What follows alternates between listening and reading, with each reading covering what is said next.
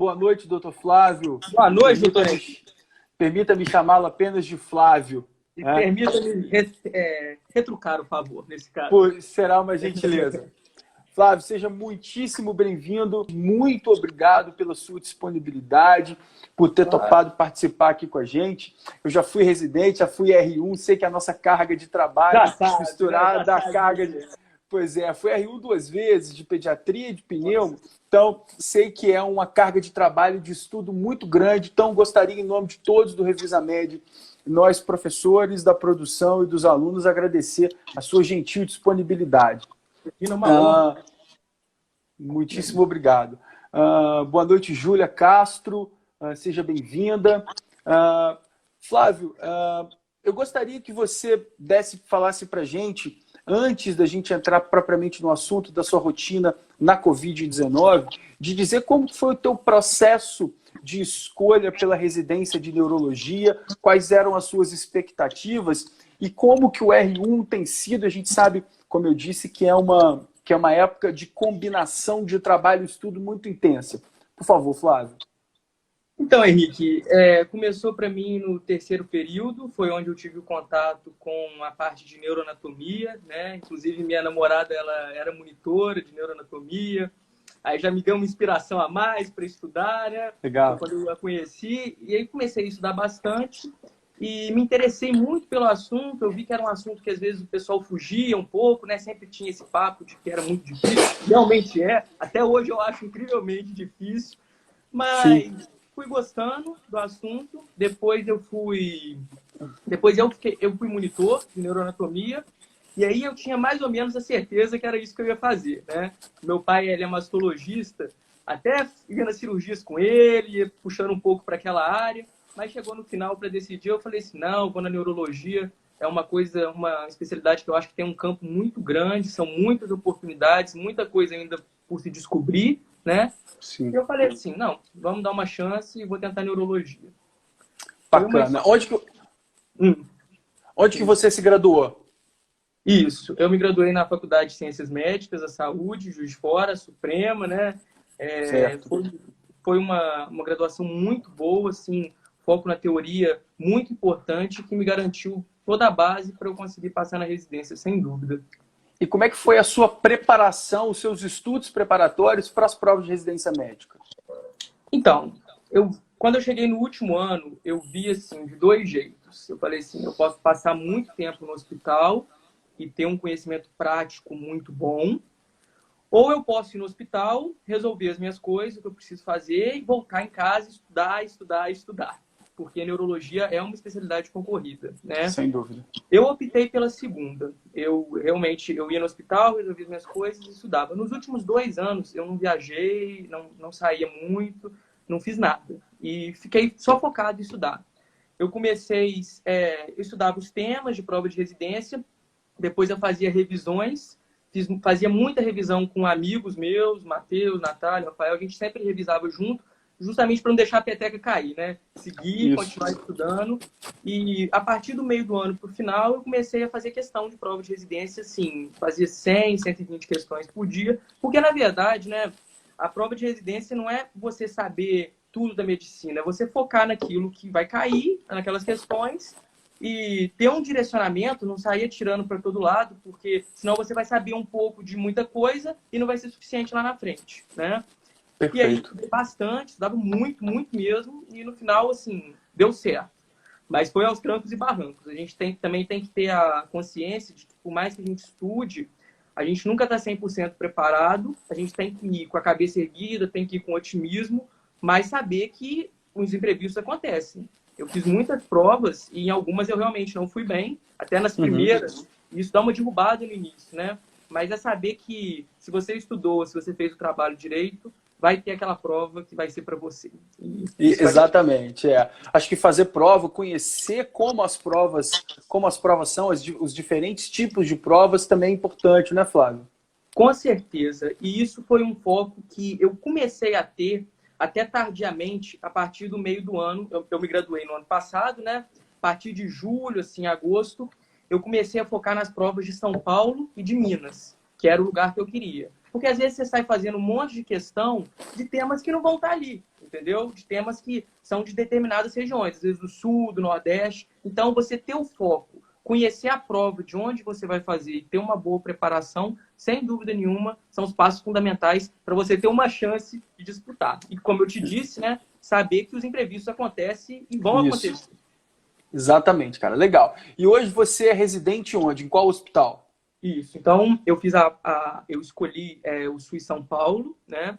E aí eu escolhi o Hospital Santa Marcelina, que é um hospital referência em neurologia aqui em São Paulo. Em nenhum momento me arrependi da minha escolha. Eu sei que eu estou no lugar certo. A gente trabalha bastante, mas vale a pena. É um hospital, assim, para neurologia e para outras especialidades também, que é bem completo. Tem um serviço muito bom, preceptoria muito boa, os residentes muito bons mesmo. E como é que é a sua rotina, falando assim de enfermaria, ambulatório, procedimento? Conta pra gente como é que é a sua rotina do dia a dia, sua semana plantão, como é que é a sua semana como residente, como Então, R1? como eu te falei, eu fiz uma escolha no ano passado, que foi uma escolha mais pela teoria do que pela prática. Então, quando eu cheguei aqui, eu não tinha mão de procedimento. E eu tinha medo. Hoje em dia, eu não tenho medo de procedimentos, mas ainda não tenho a mão suficiente, com certeza. Então, quando eu cheguei, a minha bagagem teórica, eu conseguia discutir com chefes, foi muito bom, só que na hora dos procedimentos eu tinha que ter muita ajuda, como a maioria dos R1s. Mas eu particularmente senti um pouco diferente aqui em São Paulo do que era em Juiz de Fora, no geral. Graças a Deus eu tive os meus R2, assim, meus próprios R iguais, me ajudando bastante. E na neurologia aqui, especificamente, a gente roda os 8 primeiros meses na clínica médica, justamente para ter uma bagagem, né, para a gente poder ter um discernimento do que às vezes é neurológico, não é neurológico, dentro da neurologia. O Santa Marcelina tem um diferencial que os nossos plantões, desde o R1, são plantões da neurologia. E assim, a gente já tem mais contato. Em muitos hospitais, os plantões são da clínica e depois, lá no R2, você começa nos plantões da neurologia. Aqui a gente já tem o contato desde o início, né? Então, eu rodo nas enfermarias, eu comecei na enfermaria de clínica no primeiro mês, depois nos paliativos, depois eu fui para a parte da infecto, né? E agora eu estou rodando na cardiologia. Então, a gente faz esses rodízios, geralmente os horários de 7h30 até umas 6h30 da tarde, sim, então é bem puxado, né, a carga horária. A gente fica com uma média de 7, 8 pacientes, dependendo. E sempre tem procedimento. No meu segundo dia, eu cheguei 7 horas da manhã, porque a gente ainda fazia tudo bonitinho, né? Segundo dia, perfeito, chegar às 7 horas da manhã.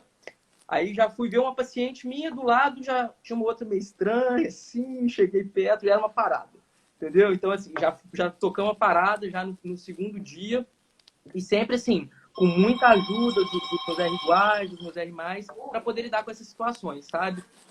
O que não faltou aqui para mim foi ajuda, foi apoio, foi incentivo. As pessoas às vezes têm essa imagem de residência, que o pessoal tá ali para te sacanear, para puxar o seu pé, para te pressionar.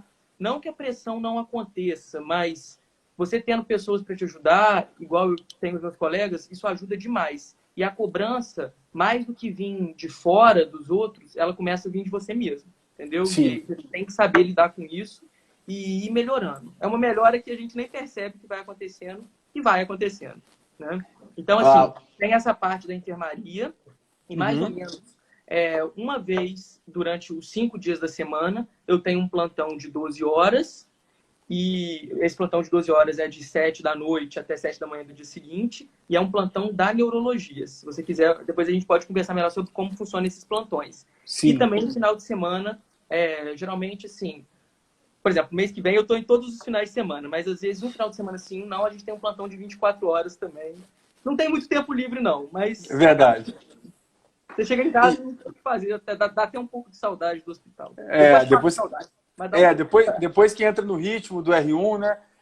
Me lembro bem no meu R1, isso já faz bastante tempo, no rodízio de oncohematologia pediátrica, a gente precisava reservar o almoço no restaurante, porque a gente só chegava no almoço depois que tinha acabado o almoço de todo mundo. Então, essa rotina da residência realmente era muito puxada. Ô Flávio, a neurologia, ela é uma especialidade clínica que dialoga muito, tanto com a neurocirurgia, quanto com a radiologia, e tem a neuroradiologia, com a parte da infectologia, com a pneumologia, a medicina respiratória, né, nas doenças neuromusculares e tudo mais. De tudo que você viu agora, com a cardio, né, nas doenças cerebrovasculares. Ah, eu tô adorando a cardio por causa disso. Pois é. O que é que mais te... Eu sei que você tem pouco tempo, tem 6 meses de residência. O que é que mais até agora falou assim, cara, isso é uma coisa que me chamou mais atenção, que você pretende dar uma focada no seu estudo? Você fala dentro da neurologia, né? Dentro da neuro. Então, como eu te disse, onde eu estou rodando no momento é na clínica. Então, eu vejo a clínica. Eu vivo ali a clínica todos os dias. Dentro da neurologia, aí entra em como funcionam os nossos plantões da neurologia. Os plantões do Santa Marcelina são muito legais, assim, são muito bem estruturados, de forma que só fica um R1, aí no caso sou eu, e um chefe. Então, o plantão sou eu, como R1, e um chefe. No final de semana, fica o R2 também.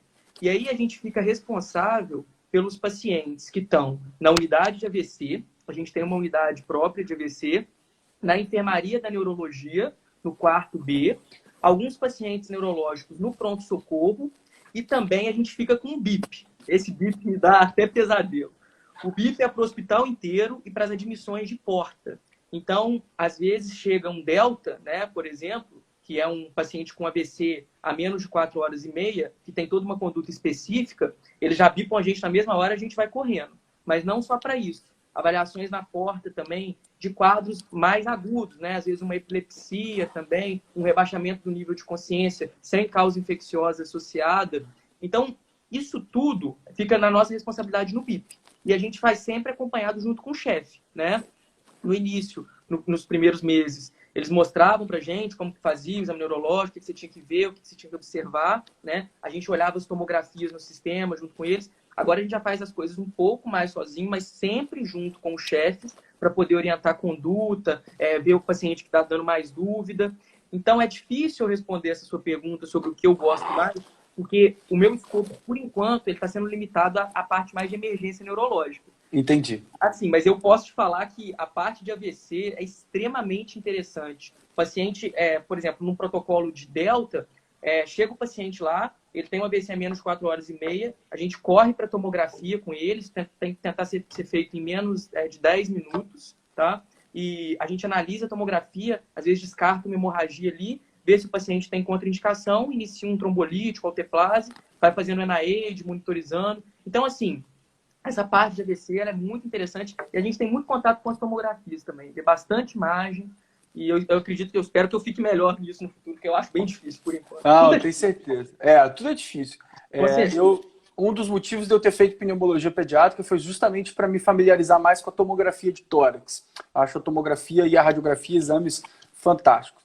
Mas entrando agora especificamente no escopo, o que mudou na sua rotina em função da Covid-19? Não só da operacionalização da tua residência, mas a gente sabe também que a Covid demanda muito dos clínicos, você que está na clínica agora, mas também as manifestações neurológicas da Covid-19. A gente teve ontem, infelizmente, o falecimento do jornalista Rodrigo Rodrigues, do Sport TV, que teve uma complicação neurológica, uma trombose venosa cerebral, com o diagnóstico de Covid-19.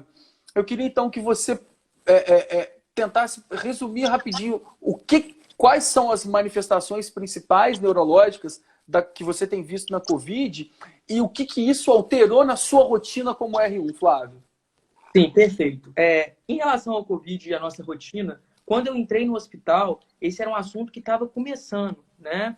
E por um tempo a Covid-19 começou, assim, a gente tinha notícias, depois foi um pouco esquecida, né? E acabou voltando com força total.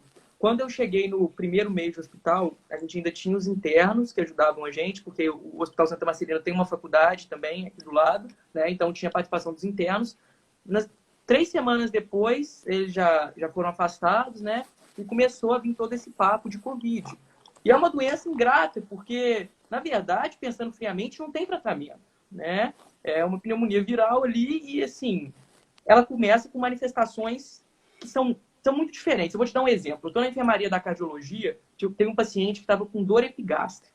Aí, assim, enfermaria de cardiologia enviesada, já roda um eletro, né? Já vê se tem alguma coisa associada. Sim. E pedimos uma tomografia por uma causa X, chegou lá, era um padrão Covid. E o cara estava com dor abdominal, entendeu? Então, assim, as manifestações são inespecíficas.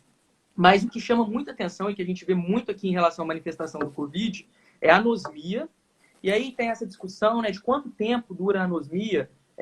Aqui no momento, nós estamos em 7 R1 da neurologia, né? 5 já contraíram Covid. Eu ainda escapei um pouco, por enquanto, né?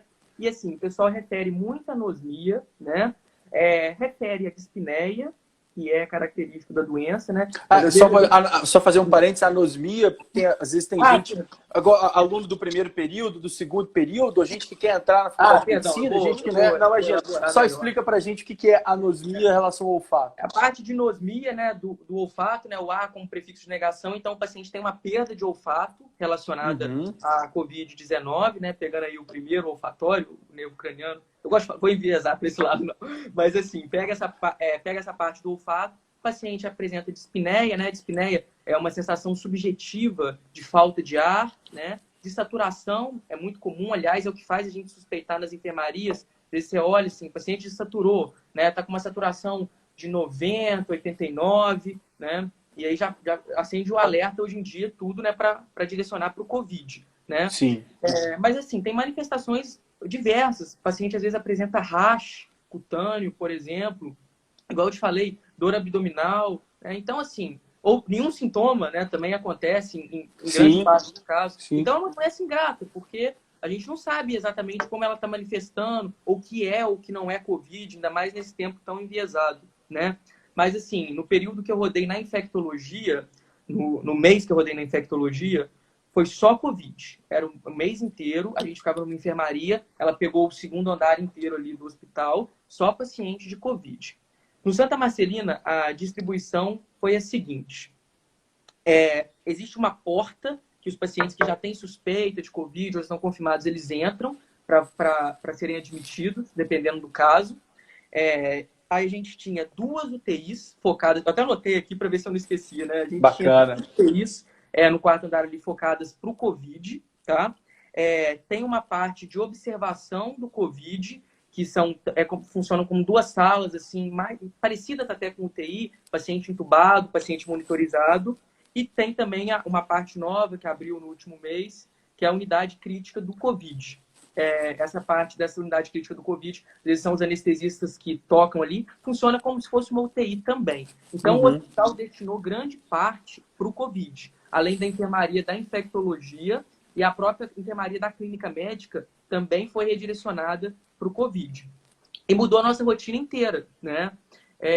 Todos os quartos que a gente entra, a gente tem que se paramentar, e aquela paramentação completa, né? Touca, óculos, máscara, né? Aí no início até deixei aqui comecei a usar o Face Shield. A Face Shield. Depois eu fui largando. E responsabilidade minha, eu devia continuar usando. Tá? Eu tô mais na máscara agora mesmo e paramentando quando a gente precisa de ver os pacientes no quarto. Mas acabou que direcionou muito das discussões para a Covid. A Infecto aqui do Santa Marcelina era bastante rica em casos diversos e isso deu uma prejudicada. O rodízio foi inventado para a Covid.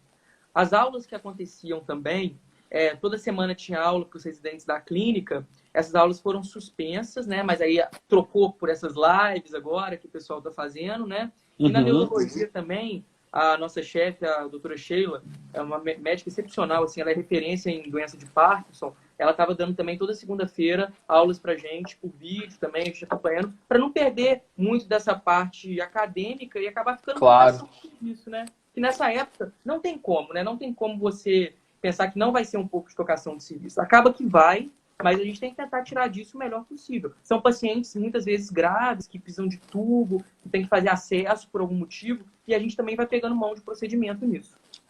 Eu me lembro muito da minha residência de pediatria, que foi 2009, 2010, que foi a pandemia do H1N1. Não teve a proporção por conta da característica do vírus, mas eu lembro que os 6 R1 de pediatria, nós todos testamos positivo para H1N1. Tivemos o teste, a secreção positiva para H1N1, e num hospital que tinha oncohematologia pediátrica muito cheia, CTI pediátrico do Hospital Federal da Lagoa, no Rio de Janeiro. Então a gente também, é claro que foi um pouco, bastante diferente da pandemia agora, da Covid-19, mas eu me lembro ainda que houve também um direcionamento de muitas das nossas atividades. Com certeza, cara. Bagunça tudo, né? Se for parar pra pensar. E é uma coisa que, às vezes, nem os preceptores estão muito preparados a lidar. Então, a gente acaba aprendendo junto, crescendo junto, né? Como é que você trata um paciente com Covid, né? Você faz uma TC lá, vê um vidro fosco bilateral, geralmente mais em base, fala assim, tá, é Covid. Se tiver desaturando muito grave, taquipneico, né, com a frequência respiratória muito elevada, vou optar por entubar, fazer as medidas.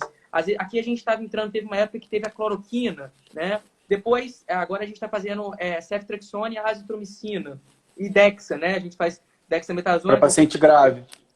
Não só para paciente grave, às vezes pacientes em moderado estado, a gente já faz, às vezes, 6 miligramas de dexametasona. Então, não é uma... A gente não tem um tratamento específico. Depende mais do paciente, às vezes, do que da gente. Mas todo o suporte respiratório, ventilatório que a gente tiver lá é fundamental. A gente sabe que a Covid é uma ciência em evolução muito rápida, né? Então, eu queria aproveitar isso que o Flávio falou, lembrar a todos, amanhã, às 3h30 da tarde, da nossa série de lives sobre Covid-19, professor Júlio Abreu, professor pneumologista, professor Marcos Moura, infectologista, vão ter a companhia do professor, foi meu professor de histologia na faculdade, professor Fernando Aristrup, alergista e imunologista, falando sobre a vacinação e a imunologia na Covid-19. Time bom, hein? Time bom, um timaço. O time do Revisa Med é um timaço, cara. Eu tenho uma honra e uma alegria fazer um pouquinho da minha parte lá com essas feras todas. Eu tenho certeza. E eu queria, Flávio, que você falasse pra gente como é que tem sido, quais as manifestações mais graves e daquelas relacionadas às manifestações neurológicas da Covid-19. Eu sei que você está no rodízio de clínica. Né? Tranquilo.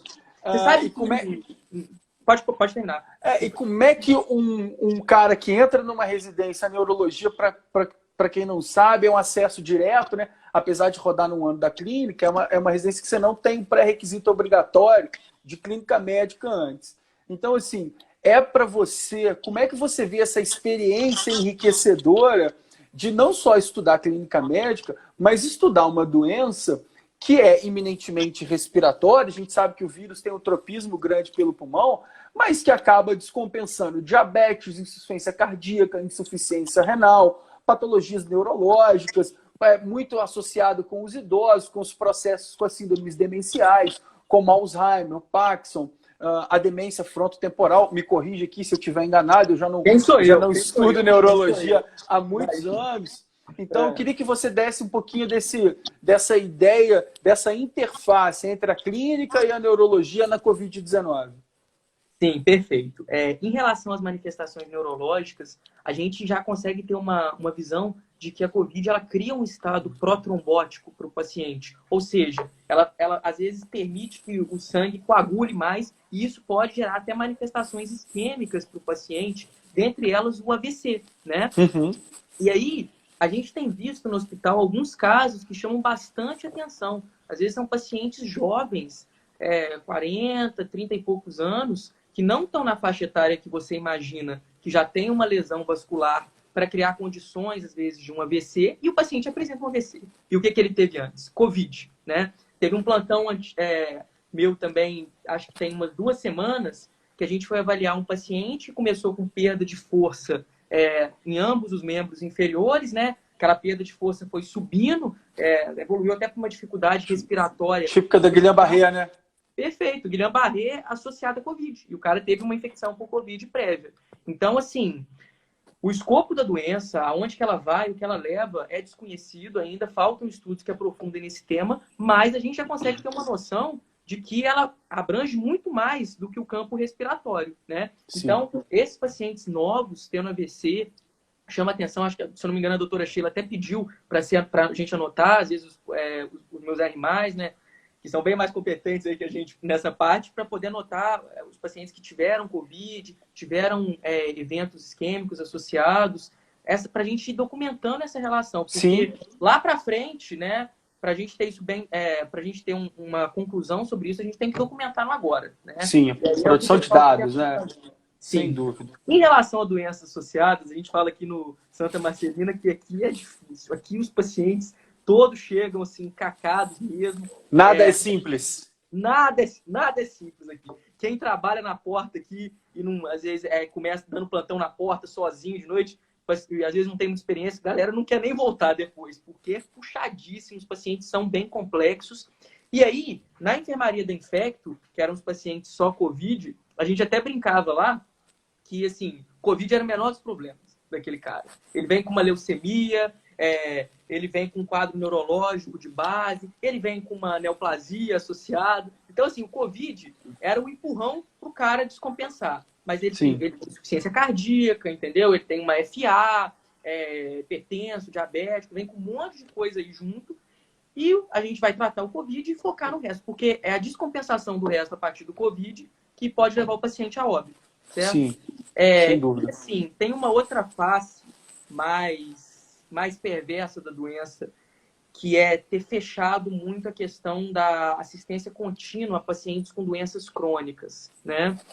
E aí a gente vê, às vezes, aquele paciente que fazia o acompanhamento do diabetes, que fazia o acompanhamento da hipertensão na atenção básica, não saindo mais, às vezes não indo nos ambulatórios de neurologia porque não estava funcionando, ou não indo nos ambulatórios de outras especialidades, e ele descompensa, né? E aí, descompensa e depois aparece no pronto-socorro com um quadro bem mais grave, né? Teve uma paciente num plantão da neurologia, penúltimo plantão da neurologia, que era uma paciente que ela usava varfarina, né? Que é uma medicação que você precisa de acompanhar com INR para ver se não tem risco de sangrar. Sim, que é um anticoagulante, né? Perfeito, isso. Mas o acompanhamento que ela fazia no ambulatório não estava funcionando, né? O ambulatório ficou 4 meses sem fazer o acompanhamento.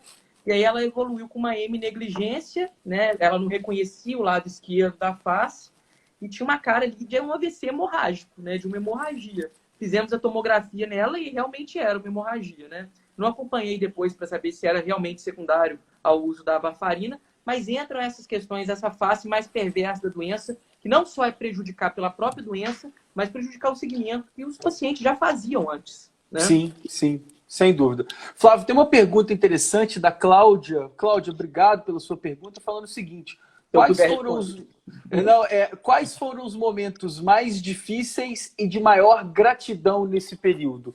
Você que agora está no R1 e está diretamente ligado com o paciente, a gente sabe que o paciente mais crônico, ele se apega muito ao residente, ele acaba confiando, ele vê muito mais o residente do que o staff. Então, a residência médica, ela, além de todas as vantagens técnicas, ela nos ensina a relação médico-paciente no seu estado mais puro, mais bruto e mais delicioso desse cuidar de gente, que é para isso que a gente sai de casa, né? Nós médicos saímos de casa para cuidar de gente. Então, o que foi o momento mais difícil, mais angustiante e aquele que te gerou maior gratidão nesse período aí, Flávio? Eu acho que, primeiro, nessa questão do cuidado do paciente, talvez até mais do que a relação com o médico, é a relação que eles têm com os técnicos de enfermagem ali e com os enfermeiros que estão entrando toda hora ali no quarto para poder fazer os sinais vitais, né, dar banho, etc. E em relação aos momentos mais difíceis, sem dúvida são os óbitos, mas um parêntese aí dentro desses momentos mais difíceis. Esses pacientes do Covid, aqui no Santa Marcelina, também em outros hospitais, eles são pacientes que não podem ver as famílias, né? Assim, não podem ver pessoalmente. E aí a gente fala assim, eu até aqui tem um acompanhamento com a psicologia, a gente solicita, né? E os psicólogos vão lá, conversam todo dia. Chegou um momento quando eu estava rodando na infectologia que todos os meus pacientes estavam com quadro de tristeza, assim, não chego a dizer depressão, mas estavam muito tristes, entendeu? E isso já abaixa, às vezes, já piora o prognóstico do paciente só pelo humor dele, só pela forma como ele está. Então, é uma carga muito pesada, uma carga emocional muito pesada. Eu rodei até nos cuidados paliativos, que a gente faz muito suporte não invasivo, lida muito com família. Eu achei a infectologia nesse ponto, com a questão do Covid, até uma carga mais pesada, né? A gente, quando eu estava rodando na infectologia, a gente dava os boletins para os familiares. Então, era o paciente que não conseguia ver a família e o familiar que não conseguia ver o paciente.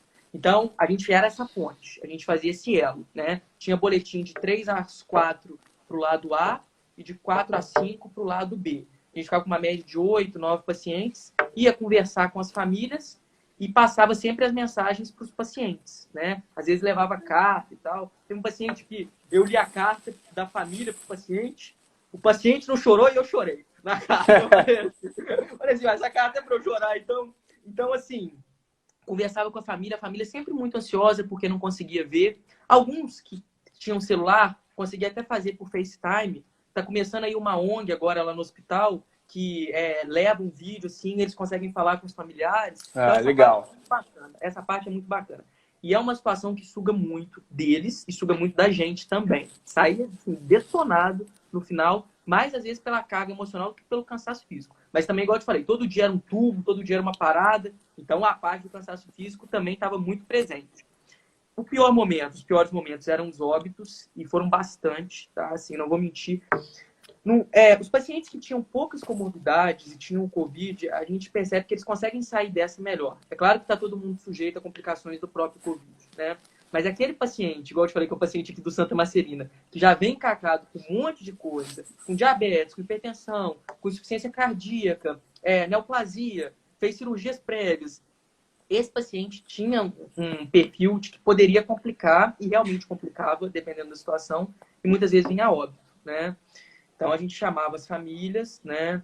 Para você ter uma ideia, olha, é uma doença bem ingrata mesmo. Eu tinha uma alta que eu estava programada, era sexta-feira, a gente programa as altas, né? Então, essa paciente eu tinha programado alta para sexta-feira. Ela teve Covid e ela fez parecia que tinha um tumor associado em laringe, e ela estava melhorando clinicamente, né? Discuti com os meus chefes, a gente pensou em programar a alta dela, saturando bem, tranquila. Conversei com a filha dela nesse dia. Falei assim, olha, provavelmente daqui a 2 dias a sua mãe vai poder ir de alta.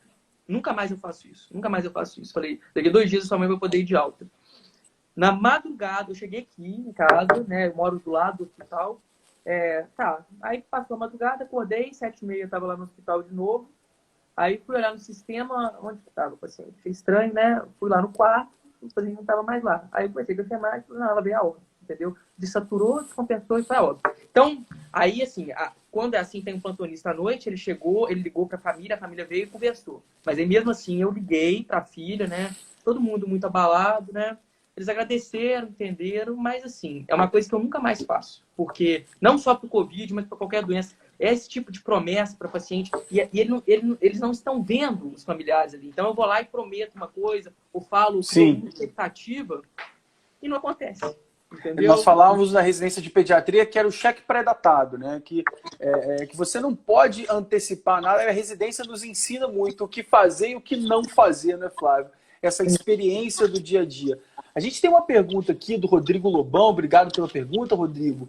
Queria que o Dr. Flávio falasse sobre qual a maior dificuldade que enfrentou durante o plantão do R1. Imagino que o Rodrigo esteja se referindo ao plantão da neurologia, esse plantão da neurologia que você está fazendo aí no R1. E ressaltar aqui a presença na nossa live do professor Júlio Abreu, pneumologista, professor do Revisamed, um amigo querido, que está sempre nos ajudando aqui, uma das grandes autoridades de Covid-19 que a gente tem aqui. E agradecer demais a presença de todo mundo. Já somos quase 40 pessoas aqui na live, fixamente, fora os que eventualmente saiam. Então, quem estiver gostando, pode compartilhar com todo mundo. O doutor Flávio está aqui gentilmente respondendo pergunta. Pode já até respondendo por mim, ó. A minha rival aqui, ó, a doutora Luísa, pior momento do plantão é o som do bip. Ela tá bem correta, tá? O som do sobreaviso. Nesse bip aí. Você sabe que esse bip, a gente fica à noite, né? E assim, acontece intercorrência, eles bipam a gente, né?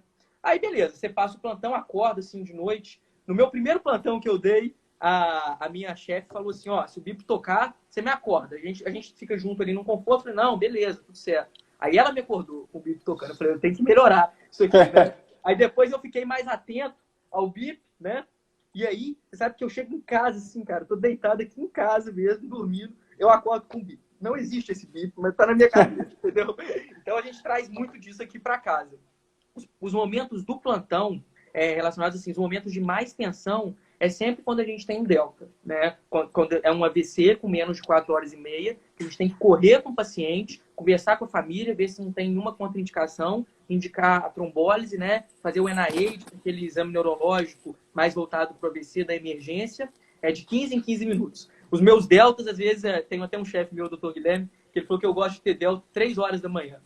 Aí, pipa, 3 horas da manhã, é uma emergência, aí a gente fica fazendo depois de 1 em 1 hora, o NIH não dorme mais. Então, assim, a gente às vezes dorme pouco nos plantões, mas eu vou te falar que, assim, medo e insegurança dentro dos plantões eu nunca tive. Não porque eu saiba alguma coisa, longe disso, mas porque a gente está sempre com o chefe lá. Quando fica só você e o seu chefe, ele te dá todo o apoio, entendeu? Então, Sim. assim, o melhor momento para mim, dentro do R1, são os plantões da neurologia. Justamente por todo o apoio que a gente tem. E não só do chefe. Às vezes você discute alguma coisa com o seu R2, seu R3. Nós temos, assim, sempre tem uma relação de hierarquia que a gente respeita e tem que respeitar, mas eu vejo mais como amigos, às vezes, do que como... Companheirismo, né? Entendeu? A relação de hierarquia, mais do que eles criarem a gente que cria a partir deles, entendeu? E uma questão de admiração mesmo. Assim, tem o R2, os meus R2, meus R3, os meus chefes são excepcionais, sabe? Não tenho o que reclamar. E eles estão sempre ali com a gente. E, Flávio, eu acho que a gente pode abordar, eu queria abordar com você agora o seguinte. A gente sabe que existem várias maneiras de um médico se especializar. A residência é aquela mais clássica, é aquele mais difundido.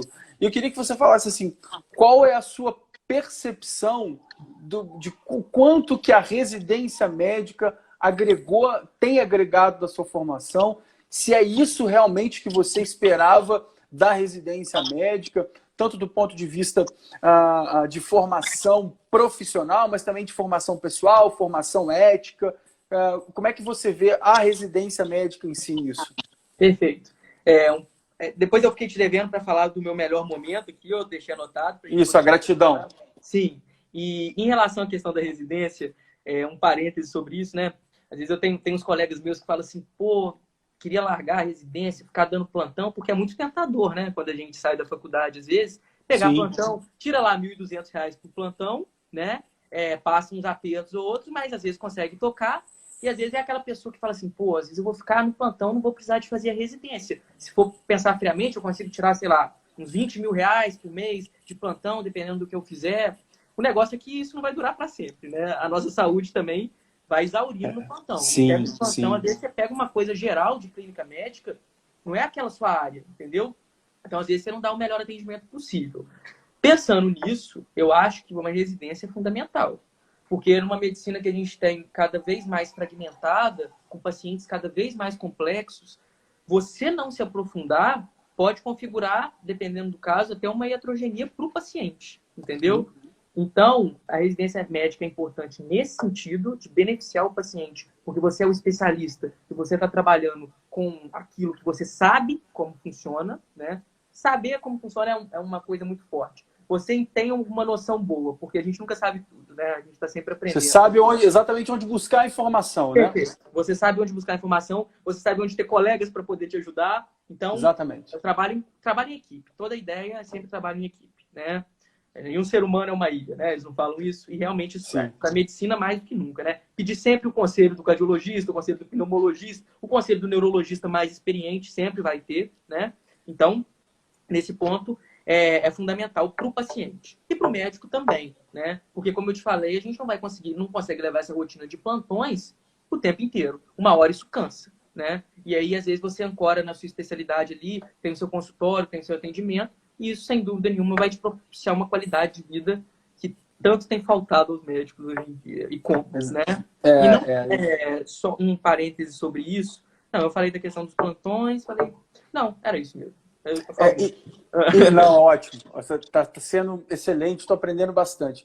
Como é que é a sua interação? Você falou que tem uma colega sua de residência aqui, seja bem-vinda também. Eles vêm zoar, eles não perdem a oportunidade. Não, essa camaradagem que a gente forma na residência, essa rede, não só a rede de contatos profissionais, mas também a rede de contato pessoal, essa camaradagem de residência, eu tenho certeza que você vai levar para o resto da vida. Eu tenho meus colegas de residência como grandes amigos até hoje. Como é que é justamente essa interação dos residentes de neurologia com os residentes, por exemplo, da radiologia? Você falou do delta, do AVC ali, em que tem que haver a avaliação do exame de imagem na hora, dos residentes das outras especialidades, da neurocirurgia, já que é um trabalho, e da clínica, dos outros residentes da clínica médica. Como é que isso tem sido em tempos de Covid? Perfeito. Nesse quesito de situações de emergência, é por isso que eu falo que, assim, eu gosto muito de Santa Marcelina porque ele exige bastante da gente e a gente tem que estar preparado. A maioria da parte das imagens de neurologia é a gente que tem que ver na hora, entendeu? Como Sim. neurologista.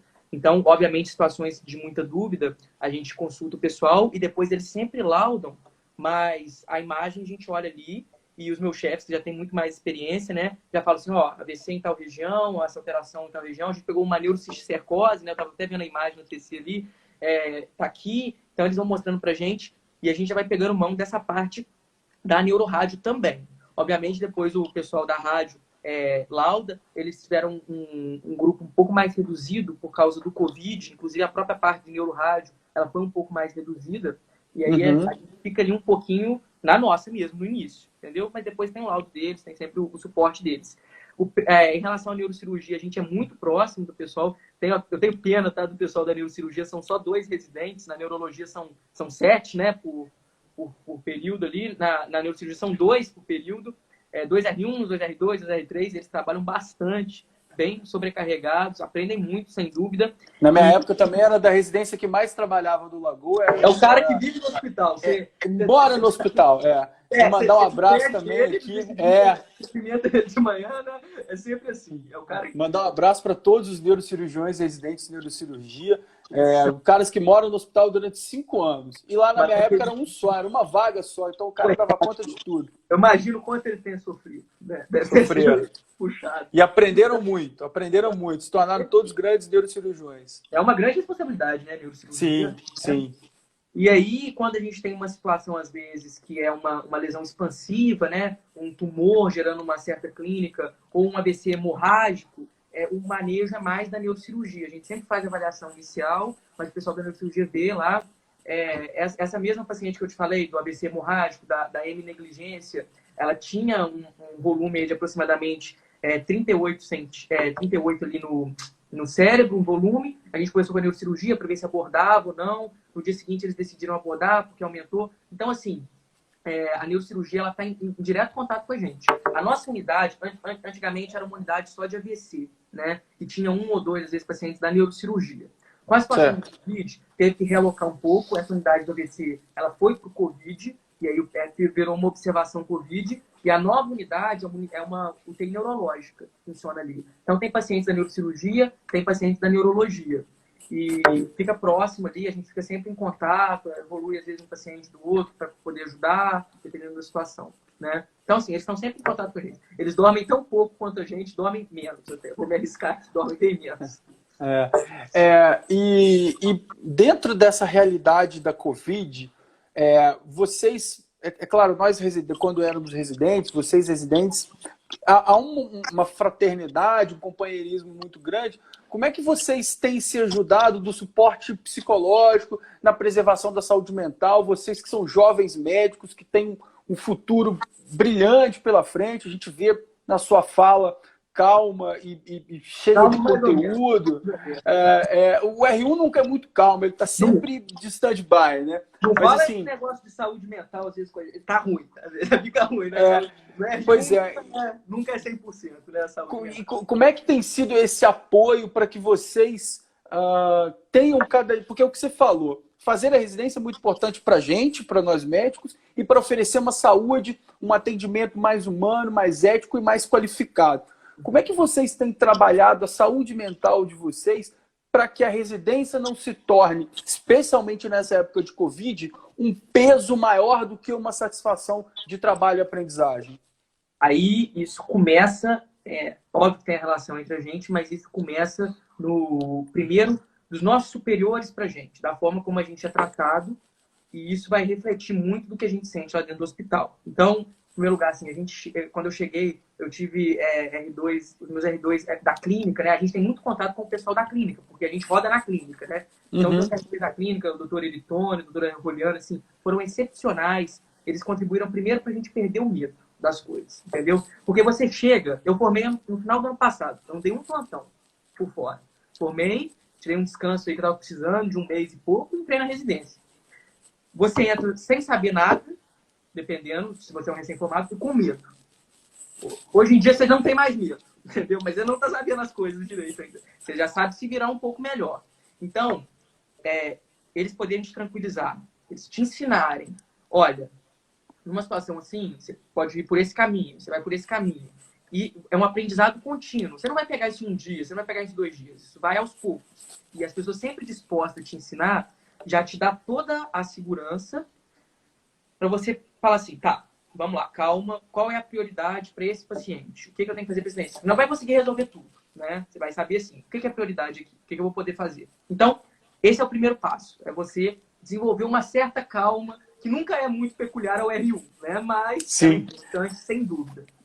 E, em segundo lugar, é a relação que você constrói com seus colegas, né? Tem a parte da parte teórica, da parte prática dentro da medicina, mas tem a parte interpessoal que eu acho que talvez seja igualmente importante. Não só com os colegas, mas com os pacientes, né? Então, você chega e tem um bom ambiente de trabalho. Estava na Infecto, meus grandes amigos, doutor Ricardo, doutor Rafael, doutor Arthur, doutora Clara, ali, a gente ficava rindo o tempo inteiro, tentando descontrair o clima, sabe? Entre a gente, quando a gente estava na sala, prescrevendo, porque senão, cara, é um ambiente que te esmaga, entendeu? Você tem pressão de todo lado. Se você não tiver um bom relacionamento com seus colegas, como eu construí um bom relacionamento com grande parte dos meus colegas ali da clínica, que eu consegui rodar, e os meus colegas da neuro, porque às vezes a gente consegue rodar em 2 dentro da neuro no mesmo estágio, entendeu? Então, assim, isso tudo te dá um ambiente, você tem um ambiente de trabalho bom, você tem uma segurança de saber por onde começar, e você tem uma retaguarda dos seus chefes, dos seus R+, que estão ali para te ajudar e não estão ali para te sacanear, isso cria toda a condição propícia para você não falar assim, vou largar essa residência, vou sair daqui. Não, isso cria condição para você se motivar e para você começar a se cobrar mais do que os outros te cobram, entendeu? E assim, quando eu comecei, eu tinha pouca experiência, falava assim, às vezes eu não vou querer pegar tanto paciente assim, quero pegar menos paciente. E você olha isso e vê que isso está sobrecarregando o seu colega, e o seu colega fica chateado, você cria um senso e fala assim, não, tem que ser tudo igual, o meu colega sabe mais que eu, mas eu vou pegar para poder ajudar ele, vou pegar para poder aprender e para conseguir chegar no nível dele, entendeu? E é uma evolução constante, que parando para pensar e parando para conversar com você, eu percebo muito mais do que eu percebo no meu dia a dia. Ótimo, ótimo. Acho muito interessante essa parte que mudou felizmente na medicina, em que os CEFs, né, os staffs, se viam inalcançáveis e nós, residentes, vocês eram apenas mão de obra muito qualificada, né? Então, essa parte da abordagem, né, de deixar de trazer, do acolhimento dos residentes por parte do... E isso é uma coisa que vai reproduzindo, né, Flávio? Ano que vem, quando entrarem os seus R1s e você for R2, quando for R3, quando você for fazer o seu R4 em AVC, ou em sono, em alguma coisa, você vai reproduzir isso, né? Essa reprodução do comportamento é muito interessante, né? A gente já consegue reproduzir isso, eu te falo, porque de um mês para cá voltaram os internos, entendeu? Sim. E eu gosto muito de falar, não sei se você percebeu, talvez um pouco, né? Então, assim, às vezes... Tem perfil de professor, o Revisamed te espera no futuro. Espero que sim, vamos lá, ué. E aí, às vezes, estão os internos lá e eles não estão lá para tocar serviço para gente, né? Porque se você criar um ambiente em que o R1 está tocando serviço para o R2, o chefe está lá para sacanear o R1 e o R2, aí o R1 vai, desconta no interno e manda ele tocar o serviço. Você cria um ambiente que ninguém aprende nada, todo mundo fica com raiva de todo mundo, e aí, assim, é um péssimo ambiente de trabalho. Como a gente tem essa possibilidade lá de ser bem tratado por todo mundo está disposto a ajudar, a gente reflete isso com os internos. Então, por exemplo, os internos que rodam comigo, eu falo assim, olha, beleza, vamos fazer isso aqui junto? Vamos. Fizemos juntos, examinamos o paciente, evoluímos, discutimos com o chefe, prescrevemos, ótimo. Está com tempo livre? Tô. Então agora a gente vai discutir. Por que isso está nessa prescrição? Por que a gente está usando isso? Como que isso vai se aplicar na sua residência? Porque a gente tem que ser realista e saber que o pessoal de 11º, 12º período, que são as pessoas que estão rodando ali com a gente no hospital, eles querem passar na residência, entendeu? Sim, sim. Os que querem aprender mais, os que querem sair, ver dose, entender por que aquilo e não isso. Mas a prioridade do pessoal é passar na residência. E a gente tem que entender isso, inclusive, quando a gente está explicando. Você é um professor muito bom, o pessoal já falou, você deve saber que a gente tem que partir desse princípio, às vezes, que a pessoa não sabe nada, tentar explicar da forma mais simples possível, né? Mas, assim, de uma forma que a pessoa entenda o que ela está estudando, ao invés de pegar um conteúdo e encher de detalhe, que a pessoa vai esquecer no dia seguinte e não vai aplicar para a prova. Depois, ela vai e aprofunda naquilo, entendeu? Mas a gente está lá para ajudar. Eu acho que você tocou num ponto muito interessante, que assim, eu já dou aula há algum tempo, professor de pediatria, e hoje sou professor de radiologia do tórax, que é uma das minhas paixões. Eu tento ensinar da maneira que eu gostaria, que eu gosto de aprender. Então, assim, a gente sabe que construir e socializar o conhecimento é uma função fundamental de todos os profissionais. A gente fala dos médicos, que é só o que é a nossa realidade, né? Mas assim, então é função primordial do médico construir, você falou anotar o dado, fazer a revisão do prontuário e socializar esse conhecimento para que a gente possa aumentar o nível de cobertura de conhecimento para os nossos pacientes, né? E no final do dia, saber que a gente contribuiu um pouquinho para que alguém entenda alguma coisa um pouco a mais é muito gratificante. E eu queria já de antemão te agradecer, porque está sendo muito, muito legal, muito interessante, muito gostoso conversar com você, para a gente ver um pouquinho, tirar um pouquinho daquela mística que o R1 é um cidadão que é simplesmente uma mão de obra, que ele está lá para tocar serviço, para tocar ficha, para fazer prescrição, para levar pedido de exame. Queria só te pedir permissão, Flávio, para botar um parênteses aqui. Na minha residência de pediatria, nós tínhamos uma enfermaria muito grande e a gente tinha muito caso para discutir com a radiologia lá no hospital. E tinha um preceptor da radiologia que falava, a primeira vez que eu fui lá, eu fui discutir uma tomografia de tórax de uma criança com um mixoma cardíaco, tá? Que é um tumor cardíaco. Eu peguei um mixoma cardíaco lá na enfermaria de casa. Pois é, o mixoma atrial, um mixoma atrial grande, cara. E eu fui conversar com ele, ele falou assim, você é o quê? Antes de me dar o bom dia ou boa tarde, eu falei assim, eu sou residente da pediatria. Ele falou assim, eu não converso com residente. Maravilha. E aquilo ali te traz um balde de água fria e durante um certo momento você fala assim, cara, eu quero ser staff porque eu vou retribuir isso. Depois você vai aprendendo, você falou, o R1 nunca é muito calmo, né? A gente é muito ansioso. E a gente vai criando uma certa maturidade para entender que certos comportamentos a gente entende para não reproduzir, não é? Então, acho que esse você aprende o que fazer e você aprende o que não fazer também, né? Exatamente.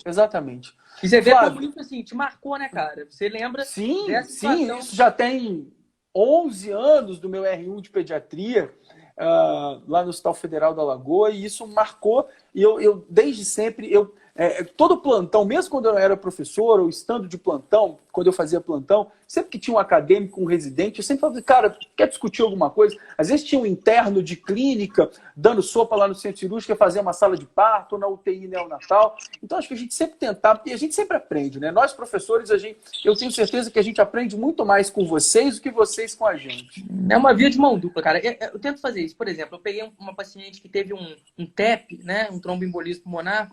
Fizemos a evolução dela, prescrevemos e tal, beleza. Fizemos aquela tabela, assim, cumprimos a tabela que tem que fazer, prescrição, evolução, discussão. Falei assim, beleza. Aí eu falei com o interno, agora vamos discutir. TEP. Então a gente pega o caso. Ó, por que tá usando, às vezes, essa heparina? Por que é enoxa? Por que não é heparina não fracionada? Por que tá usando varfarin? Qual que é o objetivo? O que a gente quer fazer? Sim. Que é um caso que o cara vê e ele vai guardar, entendeu? Então, mais de pensar na hora ali. Eu leio aqui as coisas de neurologia, dia seguinte eu esqueci tudo, entendeu? Agora, um caso que eu vi, eu não esqueço mais, dependendo da forma como me foi ensinado aquilo. Sabe? Exatamente. E a gente sabe que na pirâmide de construção de ensino-aprendizagem, a melhor maneira de aprender qualquer coisa é ensinando.